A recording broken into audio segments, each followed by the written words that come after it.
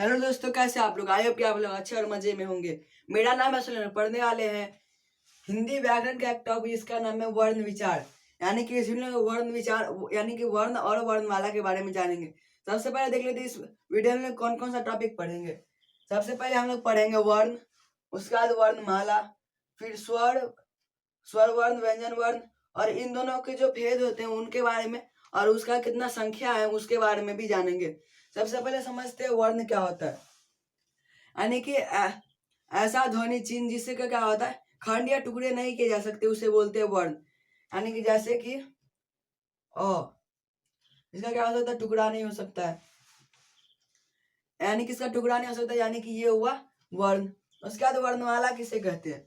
वर्णमाला यानी कि हम लोग जो हिंदी पढ़ते हैं उसमें अ से लेकर के ज्ञ तक रहता है, वो पूरा जो है उसको बोलते हैं वर्णमाला। यानी कि जैसे अ से लेकर के आ इ ई लिखते हैं ऐसे करके, तो उसको जो लाइन से लिखते हैं उसी को बोलते हैं वर्णमाला।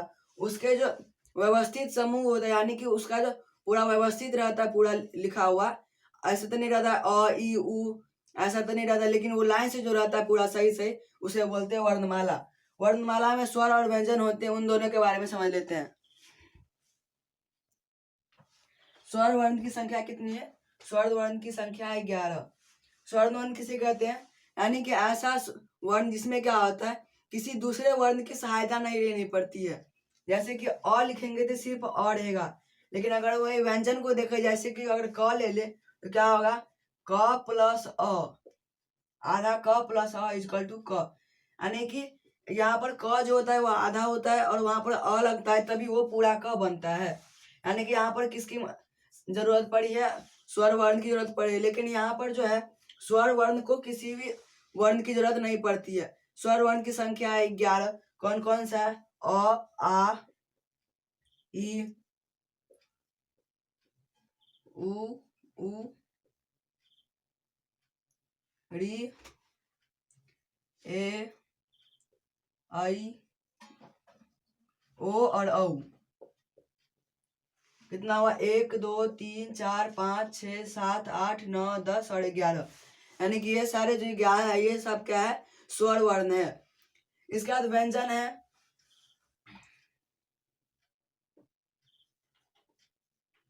व्यंजन है 33। उसके बाद अयोगवाह, अयोगवाह है 2।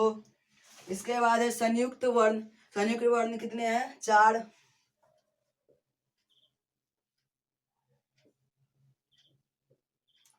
संयुक्त वर्ण 4 है। और इसके बाद है ऐसा जिसमें क्या होता है, बिंदु जो होता है वो नीचे होता है, वो भी 2 है। कौन कौन सा है वो?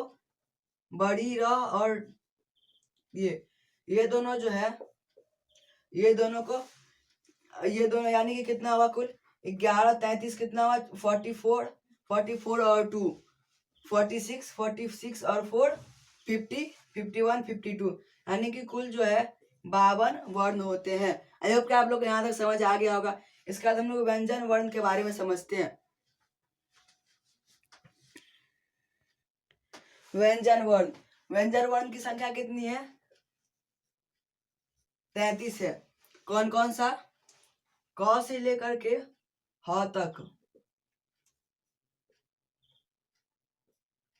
क से लेकर के ह तक। यानी कि क ख, क वर्ग, जिसको क ख को क्या बोलते हैं? क वर्ग, फिर च वर्ग, ट वर्ग, त वर्ग और प वर्ग। और उसके बाद होता है य, र, ल, व, तालम स, मूर्धन स, दंत स और ह। यानी कि क ख से लेकर के ह तक जो है वो किसको, उसको बोलते हैं व्यंजन वर्ण। व्यंजन वर्ण किसे कहते हैं? जिसका जो उच्चारण करने में किसकी सहायता लेनी पड़ती है? स्वर वर्ण की। जैसे कि च, तो आधा च जोड़ अ, यानी कि यहाँ पर किसकी जरूरत पड़ी है? यहाँ पर स्वर वर्ण की जरूरत पड़ी है। इसके बाद है स्वर वर्ण का भेद देख लेते हैं। स्वर वर्ण के कौन कौन से भेद हैं? 3 भेद है। पहला है ह्रस्व स्वर, पहला है ह्रस्व स्वर, दूसरा है दीर्घ स्वर और तीसरा है प्लुत स्वर। इन तीनों के हर स्वर की संख्या कितनी है? हर स्वर की संख्या है हर स्वर की संख्या 4 है, जो कि कौन कौन सा है? अ, ई, उ और री।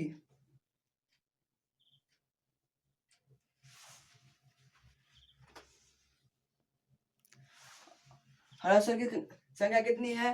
4 है, जो कि है अ, ई, उ और री। इसके बाद दीर्घ स्वर की संख्या कितनी है? 7 है। दीर्घ ह्रस्व, दीर्घ स्वर की संख्या कितनी है? 7 है। कौन कौन सा? आ, ई, उ, ए, आई, ओ और औ। कितना? 1 2 3 4 5 6 7। ये सातों क्या है? ये सातों है दीर्घ स्वर। और प्लुत स्वर यानी कि हर स्वर कहते किसे हैं? इसमें क्या होता है? सबसे कम समय लगता है उसका बोलने में, उसका उच्चारण करने में सबसे कम समय। जैसे कि अ, ई, उ, री। लेकिन दीर्घ में क्या होता है? हर स्वर के दुगना लगता है। जैसे इसमें अगर 1 सेकेंड लग रहा है तो इसमें 2 सेकेंड लगे। जैसे आ, ई, उ, री, ए, आई, ओ, औ। उसके बाद क्या है? प्लुत स्वर है। प्लुत स्वर क्या होता है? इसकी संख्या फिक्स नहीं है। इसमें क्या होता है? इसमें शब्द होता है, जैसे कि ओम। इसमें क्या होता है? इस दोनों से ज्यादा समय लगता है प्लुत स्वर में। जैसे कि ओम, ओम बोलते तो क्या होता है? बहुत ज्यादा समय लगता है उसको बोलने में, यानी कि वो हुआ प्लुत स्वर। आई होप कि आप लोग को यहाँ तक समझ आ गया होगा। इसके बाद हम लोग व्यंजन वर्ण के भेद देख लेते हैं। व्यंजन वर्ण के भेद। व्यंजन वर्ण के भी 3 भेद है। पहला कौन सा है? पहला है स्पर्श व्यंजन। दूसरा है स्पर्श व्यंजन। दूसरा है अंतस्थ व्यंजन।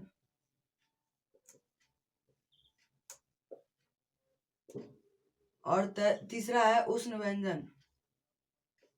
उष्ण व्यंजन। स्पर्श यानी कि इस स्पर्श में क्या होता है? क से लेकर के म तक, क से लेके म तक, यानी कि इसका कुल संख्या कितना हुआ? इसका कुल संख्या हुआ 25। और व्यंजन किसे कहते हैं? व्यंजन जिसमें कि क्या होता है? सहायता लेना पड़ता है स्वर वर्ण का। यहाँ पर स्पर्श में क से लेकर के म तक में पूरा में सहायता लेना पड़ता है। और इसका संख्या कितना है? 25। स्पर्श व्यंजन की संख्या 25। उसके बाद अंतस्थ व्यंजन की संख्या कितनी है? 4, जो कि कौन कौन सा है? य, र, ल, व।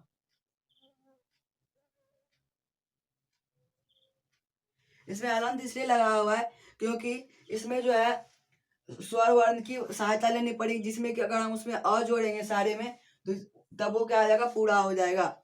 लेकिन अभी हम लोग व्यंजन पढ़े इसलिए इसमें हलंत लगा हुआ है। उसके बाद है इसकी संख्या कितनी है? 4। उसके बाद उष्ण व्यंजन, इसकी संख्या कितनी है? इसकी संख्या भी 4 है। कौन कौन सा इसका? यह है तालम सा, मूर्धन सा, दंत सा और ह। ये चारों जो है, ये चारों है उष्ण व्यंजन। आई होप कि आप लोग को यहाँ तक समझ में आ गया होगा। मिलते हैं अगले वीडियो में, तक के लिए bye, take care, thanks for watching.